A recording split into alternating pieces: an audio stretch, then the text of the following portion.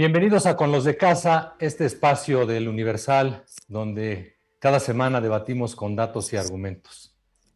En esta ocasión vamos a platicar con nuestros compañeros columnistas y un invitado sobre el tema de la UNAM. Durante 5 mañaneras el presidente ha estado lanzando, digamos que algunas lanzas, dardos, algunas caricias para la Universidad Nacional Autónoma de México. Sobre ese tema vamos a hablar y, como siempre, me acompaña Maite Azuela. ¿Qué tal, Maite? Buenas noches, un gusto verlos. Juan Pablo Becerra Costa. ¿Qué tal, David? Mucho gusto estar aquí con ustedes. Héctor de Mauleón. ¿Qué tal? Muy buenas noches, mucho gusto. Y un invitado especial, el doctor José Narro Robles, exrector de la UNAM. Bienvenido a su casa, doctor. Muchísimas gracias. Para mí, de verdad lo digo, es un privilegio poder compartir este espacio con ustedes y estar una vez más cerca de El Universal. Es su casa. Pero antes de empezar el programa, el diálogo, el debate, la entrevista, vamos a ver una pieza que preparó el equipo de Julio Suárez, nuestro jefe de video. Primero se fue contra la clase media y ahora le tocó a la UNAM. Desde el pasado jueves 21 de octubre, el presidente Andrés Manuel López Obrador abrió una nueva trinchera y comenzó a expresar pequeños cuestionamientos hacia la Universidad Nacional Autónoma de México, que han causado polémica y división de comentarios entre diversos sectores del país durante los 5 días que lleva tocando el tema. Hasta la UNAM se volvió individualista, defensora de estos proyectos neoliberales, perdió su esencia de formación de cuadros, de profesionales para servir al pueblo. Es lamentable que la UNAM se haya derechizado, como sucedió en los últimos tiempos. Se llenaron las facultades de ciencias sociales de conservadores. Incluido el periodo del exrector Juan Ramón de la Fuente, presidente. Desde entonces y desde antes.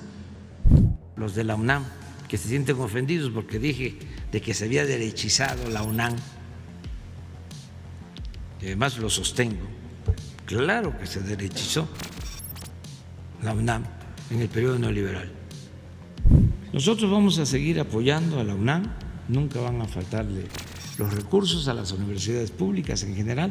La educación es muy importante, es básica, pero sí, no debe ser un instrumento, un medio para mediatizar. Pero, ¿realmente la UNAM se derechizó? ¿Se volvió individualista o es que al presidente no le gustó la pluralidad de pensamiento que en nuestra máxima casa de estudios existe? Para dar respuesta a esta pregunta, esta noche nos acompaña el doctor José Narro Robles, exrector de la UNAM. Apenas si los testería.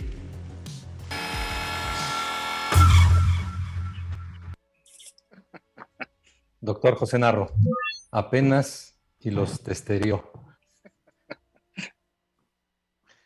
Bueno, pues es una apreciación, digamos, no hay un testereómetro que nos pueda decir de qué magnitud fue el testereo, pero lo que sí puedo decir es de manera muy contundente, no perdió su esencia, no cambió su forma de ser, su pluralidad por someterse a una ideología, no dejó de formar los cuadros profesionales, los recursos humanos de alto nivel en el bachillerato, la licenciatura y el posgrado que México requiere, no dejó de criticar problemas que exigen una pronta solución al país, no dejó de participar en el planteamiento de soluciones, en la elaboración de propuestas y, por supuesto, de ninguna manera se llenó la Facultad de Ciencias Políticas y Sociales, de donde egresó el licenciado López Obrador, de gente conservadora. Por supuesto que no. A la universidad se ingresa por méritos académicos, no por tener una ideología, la que fuera. No, la universidad, David y estimados compañeros, y me da muchísimo gusto, de verdad, Maite, Héctor, Juan Pablo, estar con ustedes. La universidad le ha cumplido a nuestro país a lo largo de décadas. No ha cambiado y no debe cambiar. Efectivamente, no puede ser un instrumento para mediatizar a la juventud en ningún sentido, con ningún argumento, con ninguna escuela, con ninguna filosofía, con ningún gobierno.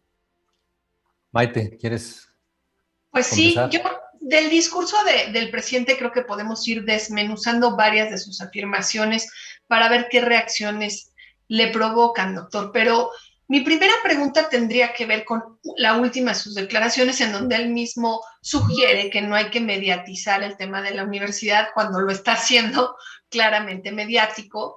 Y la pregunta que yo tengo es, desde dentro de la UNAM, ¿cómo se percibe pues, o cuáles podrían ser las intenciones de López Obrador contra la principal universidad pública del país?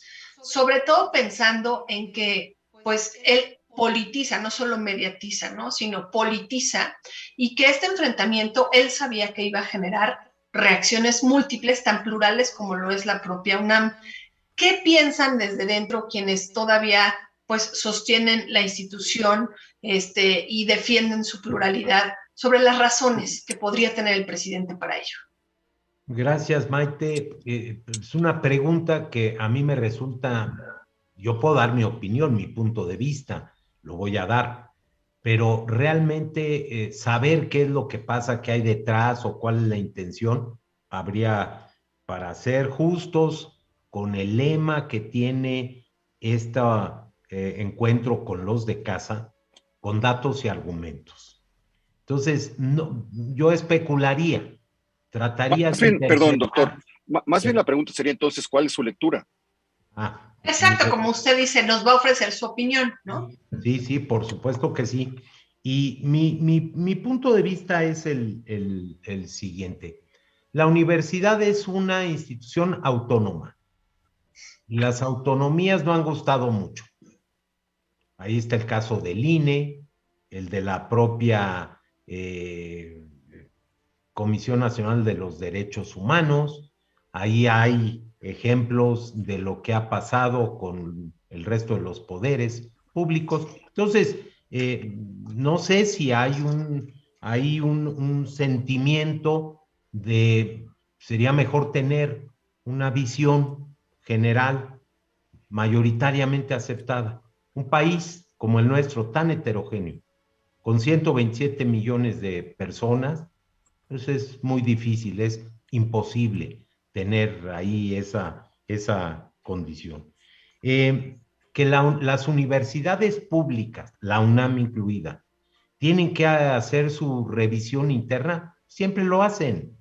Siempre están en cambio las instituciones de educación superior.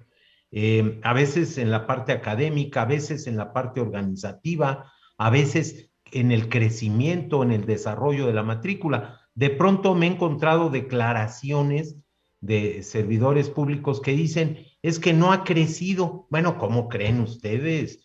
Doy un ejemplo. En el año 2000, cuando el doctor Juan Ramón de la Fuente, ahora embajador de México en Naciones Unidas y citado incluso en la conferencia del presidente, y lo vimos en el video, llegó a la universidad, la población estudiantil era de 269,000.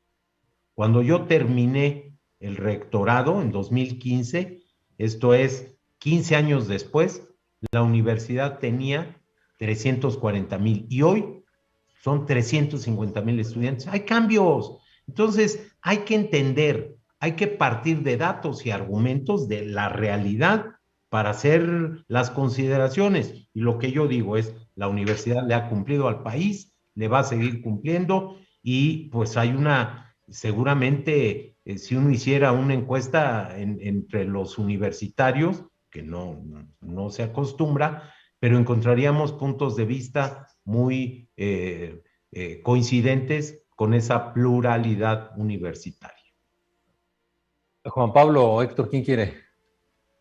A mí me gustaría tocar el tema de la relación de los presidentes de México con la UNAM, a propósito de esta postura que ha tomado el presidente López Obrador frente a la UNAM, perdón. Sería muy interesante, doctor, que nos platicara un poco, pues, cómo ve la visión que han tenido presidentes como Díaz Ordaz, como Luis Echeverría, Ernesto Zedillo, etcétera, frente a la postura que ha decidido tomar el actual presidente de México.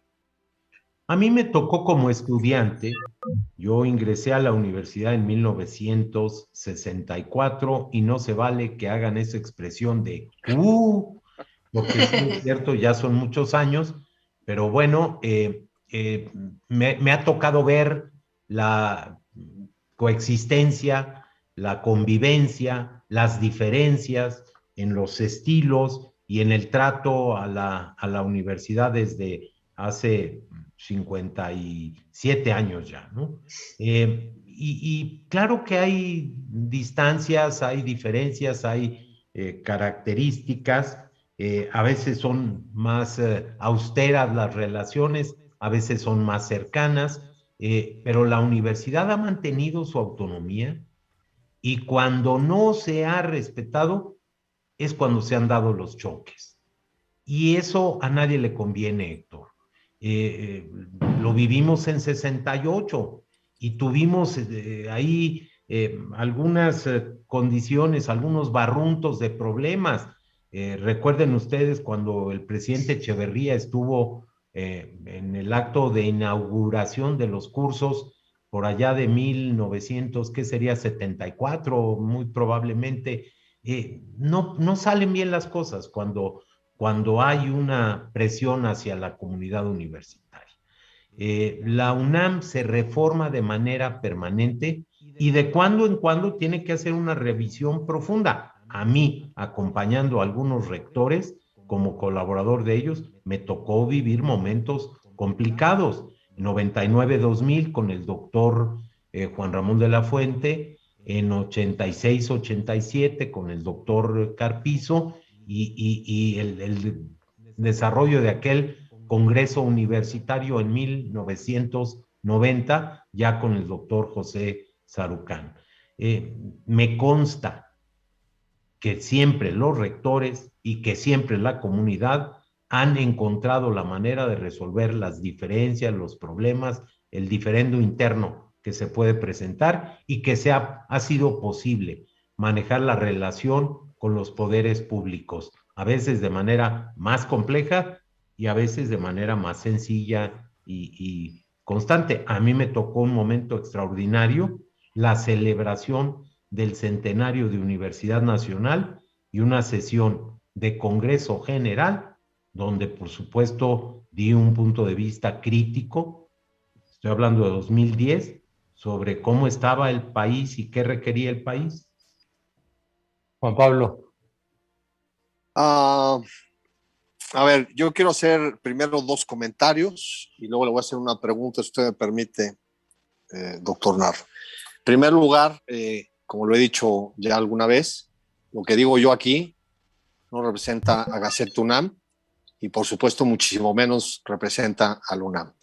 Aquí estoy como periodista invitado de esta casa con muchísimo gusto, ¿no? Donde escribo una columna, por cierto, los sábados.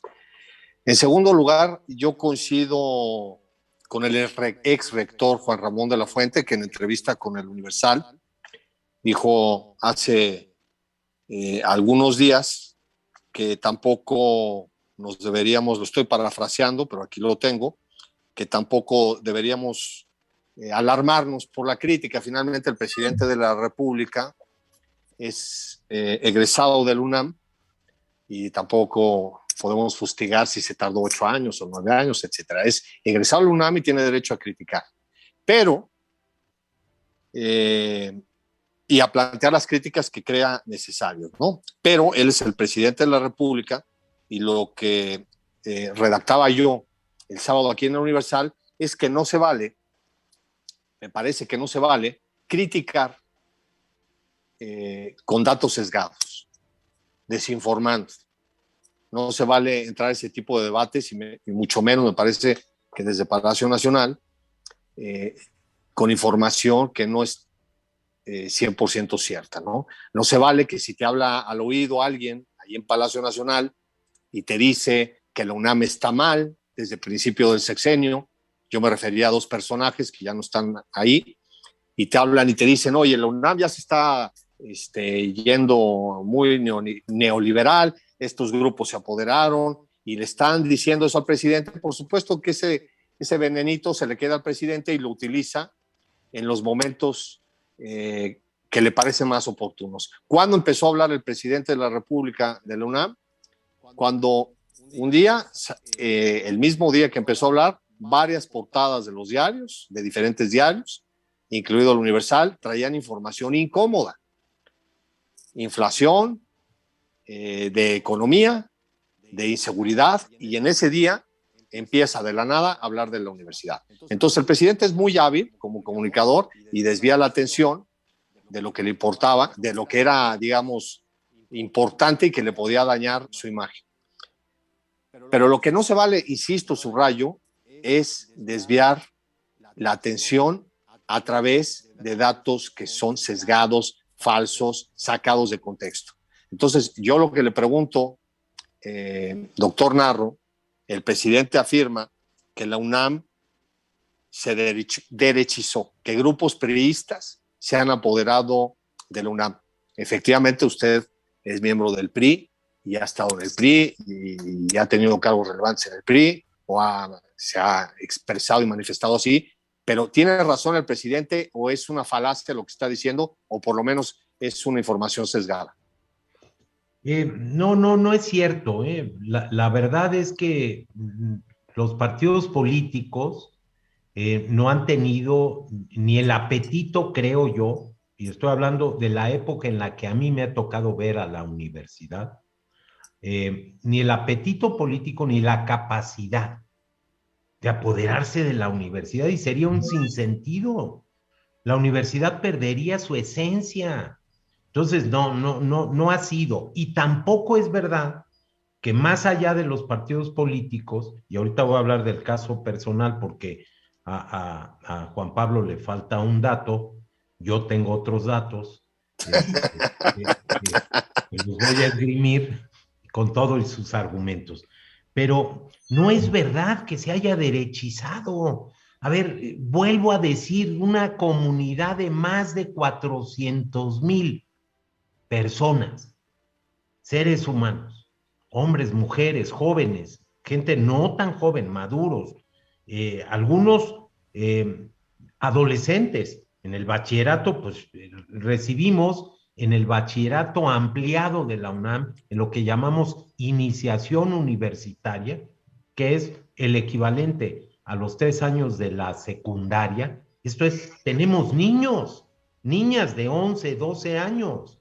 En la prepa 2. Adolescentes de 14, 15 que ingresan al bachillerato, y después tenemos adultos. A mí me tocó entregarle con un acto de reconocimiento al esfuerzo a una persona, una dama que hizo sus estudios y se recibió teniendo más de 80 años. Pero se refiere, perdóneme que lo interrumpa, doctor Narro, pero se refiere el presidente, me parece, a las élites, ¿no? A grupos que nosotros todos conocemos, algunos que venían del salinismo, todos los conocemos, no los tenemos por qué mencionar. Entonces a eso se refiere el presidente, no a las bases. Se refiere a que se han apoderado de ciertos cargos, según él. Entonces, por eso mi pregunta es, ¿las élites se han apoderado de la UNAM, se ha derechizado? No, absolutamente no, falso, no se ha derechizado. Hoy algunos universitarios escriben diciendo eso. ¿Por qué plantear esa situación si no se refleja en la realidad? Y dos, yo dejé, primero, cuando tenía yo simpatía y militancia en el Partido Revolucionario Institucional, jamás como autoridad universitaria, participé en actos proselitistas del partido. Y dos, yo dejé el PRI hace poco más de 2 años, presenté mi renuncia y listo. Entonces, la respuesta es simplemente no, no es verdad. Es falso que se haya derechizado.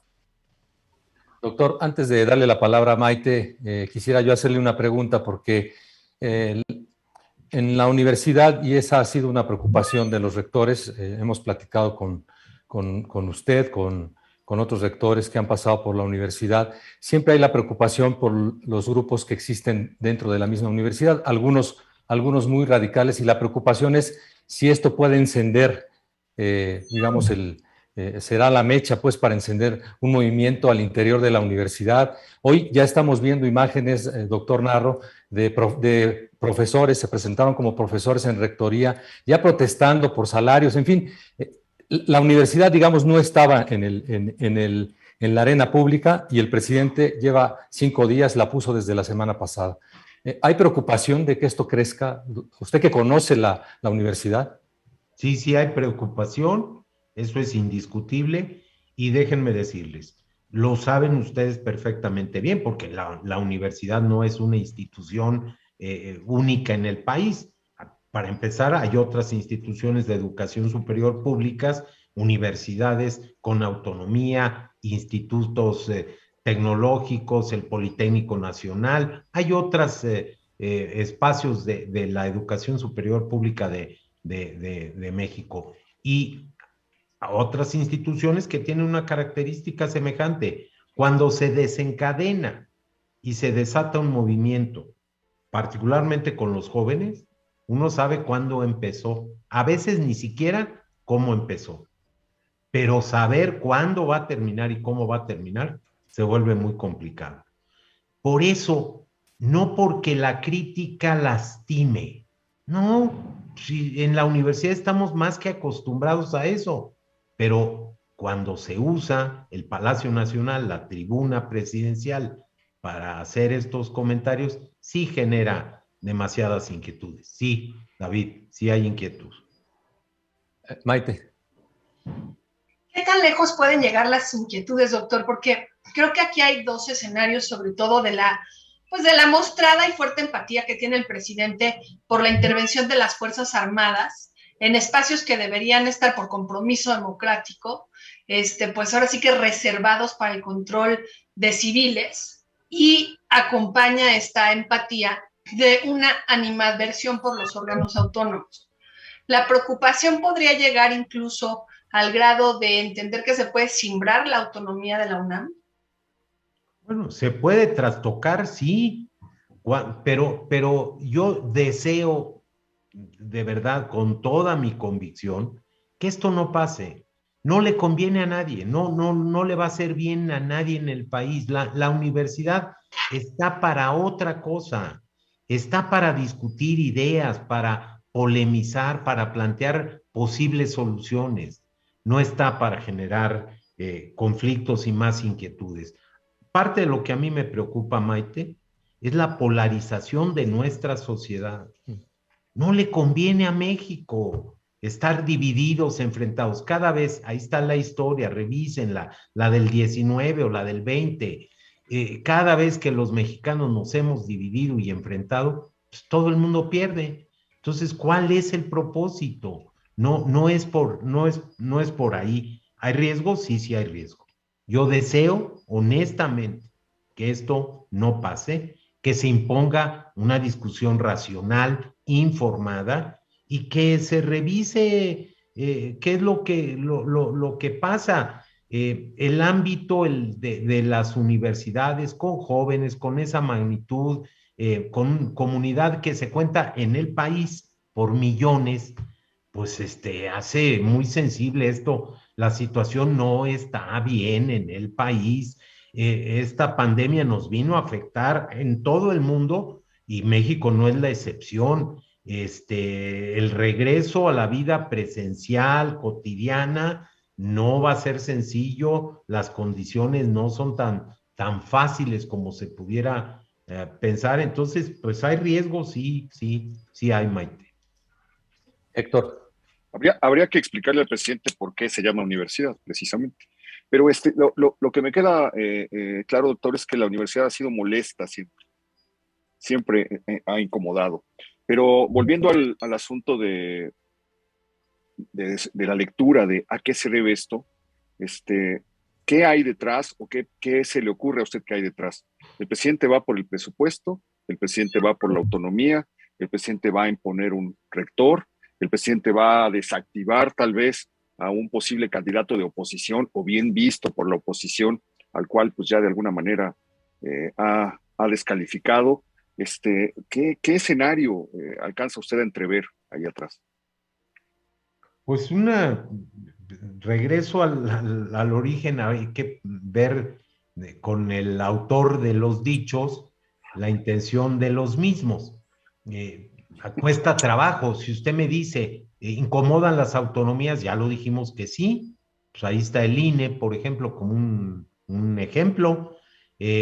Ustedes han dicho que si no pudiera ser una forma de desviar la atención, a mí me encantaría que esa fuera toda la razón y que listo, ya cumplió una semana el tema, vámonos con otro, porque el problema es que en la vida real, la economía, la seguridad, la salud, el empleo, pues están crujiendo, para no decir que están muy emproblemadas esas áreas y otras más. El tema de la pobreza, la desigualdad, que son crónicas. La pobreza y la desigualdad no son del siglo XXI, no son neoliberales, no son siquiera del siglo XX. Desafortunadamente ahí hay muchos ejemplos que podemos citar de crónicas. Yo siempre traigo el caso de aquel ensayo del reino de la nueva, ensayo político del reino de la Nueva España de Humboldt, viaje en 1803 y 1804, publicado en 1811 y donde se llama a sorpresa y se pregunta, ¿acaso habrá un país más desigual que México? 1803, el viaje. Bueno, entonces, esos son los problemas. Y a uno le gustaría pensar que lo que tenemos que hacer es tener convocatorias para trabajar y solucionar los problemas. ¿Cómo es posible que México, en el siglo XXI, tenga 4,5 millones de personas de 15 años y más que no saben leer ni escribir? Entonces, ahí metámonos en eso, decidámoslo Claro. como país, como sociedad y con las estructuras del Estado Nacional, tratar de resolver ese tipo de problemas. Pero pues yo no puedo ir más allá de eso, de verdad, porque no lo sé y porque siento que sería muy irresponsable. ¿Pero no lo ve como un riesgo, como un posible riesgo latente? Sí, por supuesto, por eso estoy con ustedes comentándolo, porque yo sí tengo la preocupación. Juan Pablo. Doctor Narro, déjeme replantear la pregunta de mi estimado Héctor. ¿Sí? Una de las preguntas que hizo en varias preguntas. Si uno ve el último comunicado de la UNAM en estos días, se habla con énfasis de libertad de cátedra, de compromiso social, de inclusión, de autonomía, de pensamiento crítico, de lo que sabemos que define a la universidad desde hace décadas, de laicidad, de diversidad ideológica, que es fundamental, porque no se puede partir la crítica, vaya a iniciar la crítica o el debate desde el dogma, ¿no? Entonces, si se empieza el debate desde el dogma, pues estamos perdidos. Solidaridad histórica, pluralidad de voces, justicia, igualdad, libertades. Pero no le entra por ahí el debate, sino por la descalificación. Entonces, se empiezan a analizar otros escenarios, como el que pone Héctor de Mauleón. Se percibe que el presidente, a lo mejor, o percibo yo más bien, quiere influir en la sucesión, porque le gusta controlar todo al presidente, ¿no? De la universidad, en el nuevo rector, que sería en 2023. ¿Usted percibe algo así? Que esa fue la razón, porque dijo, hay que darle una sacudida a la UNAM. Hay que mover todo. Sí, ¿Lo percibe dicho, así o no? No, a ver, no. Mi opinión no. ¿Por qué? Pues porque no es, si hay algo que el presidente sabe manejar muy bien, es ese tiempo y oportunidad. Y pues no es el tiempo, y si no es el tiempo, entonces no está puesta la oportunidad. No, yo con franqueza les digo, a ver, 2 años antes, la convocatoria seguramente por allá de agosto, a lo mejor septiembre, yo no sé lo que la Junta de Gobierno llegue a determinar en su momento, pero no será antes de agosto de 23. Entonces estar a casi 2 años dándole sacudidas al árbol, Pues Bueno, así a lo mejor empezó quiere, con sus a lo mejor, corcholatas. a lo Con mejor quiere quemar a claro, Juan sí, sesión Ramón para que... presidencial. a ver, Sí, de la- uno en empezó con uno, la porque sucesión si no, presidencial. no entiendo Sí, nada, sí. ¿eh? Sí, a A ver, lo mejor cierro. quiere quemar a Así Juan Ramón. empezó con, a ver, con uno la por uno. sucesión presidencial. Así empezó el presidente hace unos meses, con la sucesión presidencial. Dijo, estos son mis corcholatas, no sé qué. Y claramente lo que estaba diciendo el presidente es, yo me voy a meter en la sucesión presidencial. Entonces, la idea es, usted ¿A ya me poco dijo que no. ustedes creen que se va a meter? Pero Por lo eso que le dice, digo. lo que No, dice, hombre, no hay ningún indicio, doctor. lo que dice Juan Pablo es cierto, doctor. O sea, el presidente inició su propia sucesión incluso antes de llegar a su tercer año de gobierno. Entonces, sí faltan 2 del periodo del rector Enrique Graue, pero ya está el tema ahí, ¿no? No, pero no, yo, de verdad, me preguntaron mi opinión es que no. Así como he dicho, no sé de otro. Es que esa sí me parece que no vendría a cuento. Generar una inquietud para un tema de esta naturaleza, cuando los plazos para hacer lo que se hace, si ustedes me dicen cambiar las formas, esa es otra cosa, ¿eh? Ese es otro asunto. Y las formas de gobierno, la forma de elección o de designación, ese es otro asunto. Pero tener un candidato en este caso, tener una ficha o 2, no, yo no lo creo. Maite. Puede que esté muy estirada la liga para pensar que el presidente quiere incidir en el proceso de renovación de rectoría en la UNAM, pero quizá no sea tan estirada la liga admitir que independientemente de las primeras planas que como Juan Pablo mencionaba, venían y que probablemente podía querer distraer, yo más bien creo que lo que estaba respondiendo era esta defensa solidaria de académicos de la UNAM a los científicos atacados con el caso de CONACYT. O sea, yo creo que el presidente mismo pisa sus propios argumentos cuando dice la UNAM lleva 36 años doblegada a las autoridades del Estado, ¿no? Y parece que lo que le molesta es que la UNAM que ahora le toca a él, desde su perspectiva, no está doblegada al gobierno federal, sino que puede hacer este tipo de comunicados que demuestran su total independencia y autonomía de lo que el gobierno pueda pensar. A mí me parece que este es un ataque genérico, pero es mi opinión personal, del presidente a todo lo que suene a ciencia, a todo lo que suene a argumentos y evidencias que demuestren que lo que él nos ha estado comunicando no es necesariamente lo que la realidad demuestra. Entonces, sí creo que su reacción tuvo más que ver con esta solidaridad de científicos y académicos universitarios que reaccionaron ante el ataque que pues estaba de parte de la Fiscalía General de la República, que estaba rebasando toda lógica, ¿no? La preocupación creo que tendría que atender más bien a qué le corresponde a la UNAM, cómo debe reaccionar la institución en términos políticos, pero también al interior. No es momento quizá de echar las barbas a remojar en términos pues del sindicato, por ejemplo, de cómo se asignan las plazas administrativas, incluso cómo se asignan algunas plazas en algunas facultades, ¿no? Sin darle la razón necesariamente, pero creo que hacer un análisis crítico, sustentado y ver en dónde las cosas se están haciendo bien y dónde hay posibilidades de mejora que le impidan no solo al presidente, sino a cualquiera que pretenda interceder en la autonomía universitaria. Sí. Maite, yo estoy de acuerdo con buena parte de la argumentación de usted. ¿En qué sentido? A ver, todo está bien en la universidad pública y en la Universidad Nacional Autónoma de México, no, pues claro que no.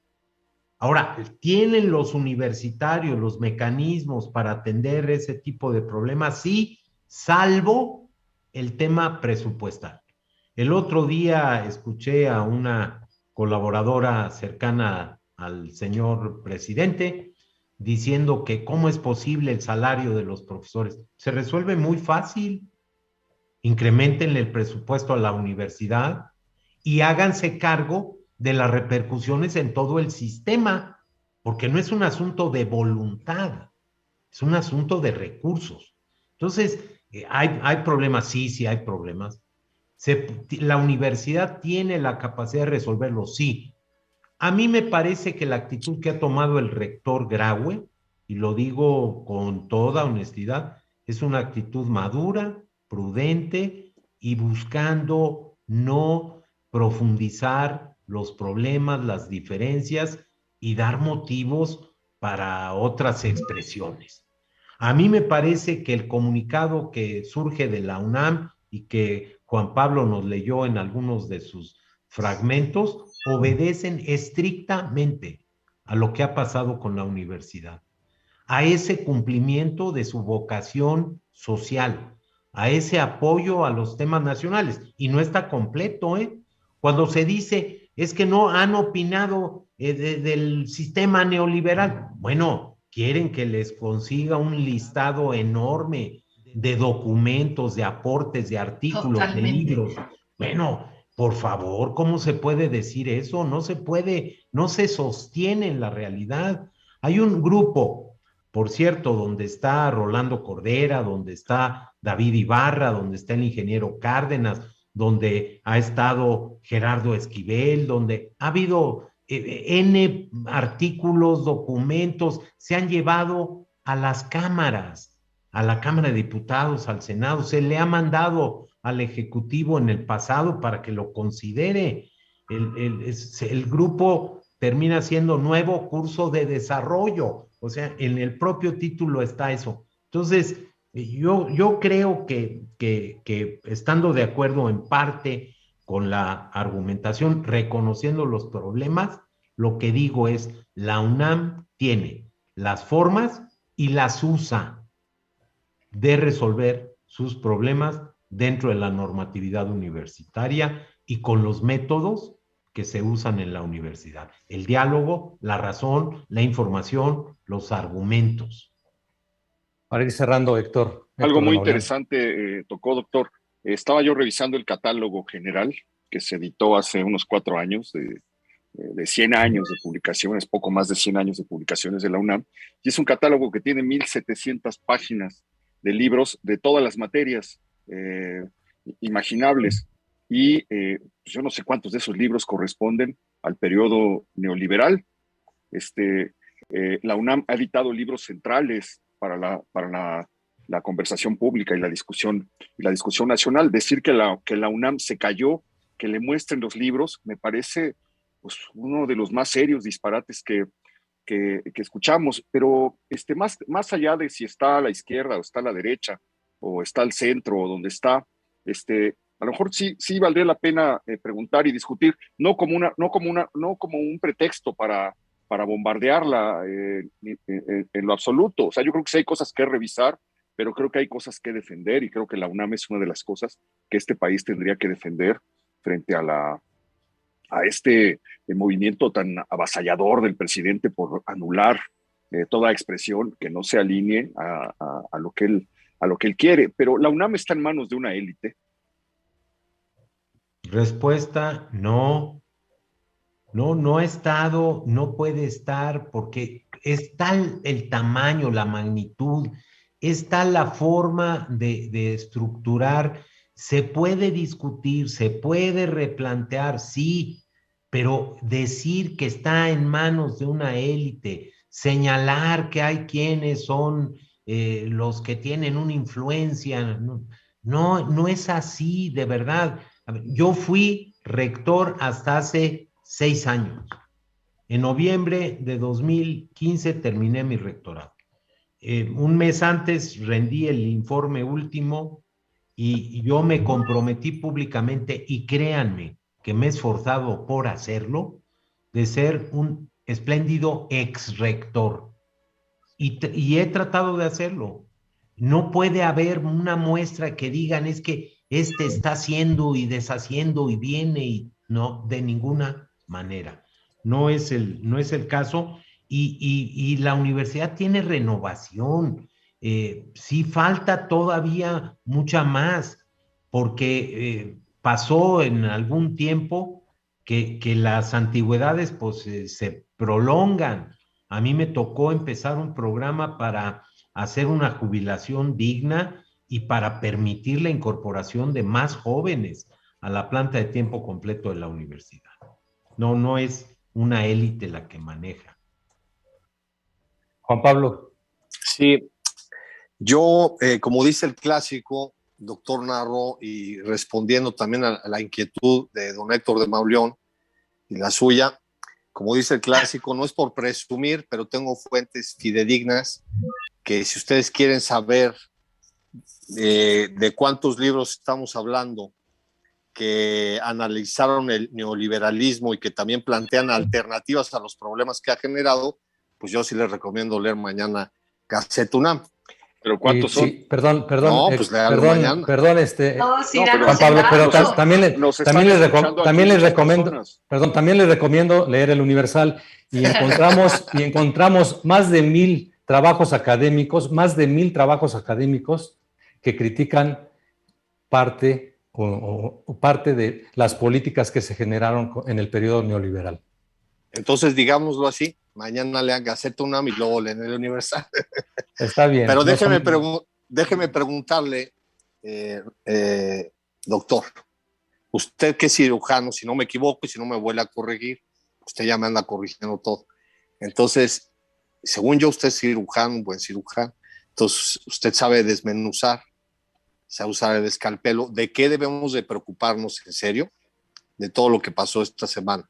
¿Qué es lo que nos debe angustiar o preocupar? Si es que hay algo que nos debe de preocupar y de angustiar de todo lo que vimos.